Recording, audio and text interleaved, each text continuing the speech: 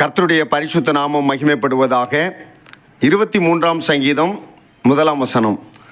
கர்த்தரின் மெய்ப்பராயிருக்கிறார், நான் தாழ்ச்சி அடையேன். ஆண்டவராகிய கர்த்தர் நம்முடைய மெய்ப்பராக இருக்கும்போது நம்முடைய வாழ்க்கையிலே ஒரு நாளும் குறை உண்டாகாது. வேதாகமத்திலே அநேக இடத்திலே ஆண்டவராகிய கர்த்தர் மெய்ப்பர் என்றும் நாம் அவருடைய ஆடுகள் என்றும் எழுதப்பட்டுள்ளது. 37ஆம் சங்கீதம் 3ஆம் வசனத்தை வாசிக்கும் பொழுது, கர்த்தரை நம்பி நன்மை செய், தேசத்தில் குடியிருந்து சத்தியத்தை மேய்ந்துகொள் என்று எழுதப்பட்டிருக்கிறது. தேசத்தில் குடியிருந்து சத்தியத்தை மேய்ந்துகொள். ஆடுகள் புற்களை மேயும், மனிதன் சத்தியத்தை மேய்ந்து கொள்ள வேண்டும் என்று எழுதப்பட்டுள்ளது. யோவான் 10ஆம் அதிகாரம் 11ஆம் வசனத்தை வாசிக்கும் பொழுது, நானே நல்ல மெய்ப்பன், நல்ல மெய்ப்பன் ஆடுகளுக்காக தன் ஜீவனை கொடுக்கிறான் என்று எழுதப்பட்டுள்ளது.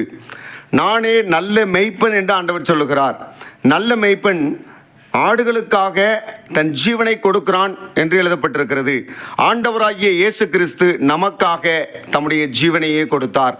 அந்த இயேசு தான் சொன்னார், நானே நல்ல மெய்ப்பன், நல்ல மெய்ப்பன் ஆடுகளுக்காக ஜீவனை கொடுக்கிறான் என்று. நமக்காக ஆண்டவராகிய இயேசு கிறிஸ்து ஆடுகளுக்காக நல்ல மெய்ப்பனாய் இயேசு கிறிஸ்து இந்த உலகத்தில் வந்து இரத்தம் சிந்தி மரித்தார், 3ஆம் நாள் உயிரோடு எழுந்தார். அந்த இயேசு கிறிஸ்து நம்முடைய மெய்ப்பராக இருக்கும்போது நம்முடைய வாழ்க்கையில் ஒரு நாளும் குறை உண்டாகாது. மெய்ப்பர்கள் ஆடுகளை கொண்டு போகும்போது அநேக இடங்களிலே ஆடுகள் போய்கொண்டிருக்கும், மெய்ப்பர்கள் பின்னாடி போவார்கள். இது அல்ல ஆடு மேய்க்கும் முறை.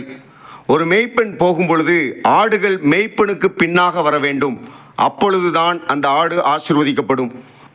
ஆடுகள் போகிறதென்றால் அதற்கு பின்னாடி போவதல்ல மெய்ப்பனுடைய வேலை. மெய்ப்பெண் போகும்போது பின்னாடி ஆடுகள் தொடர்ந்து போக வேண்டும்.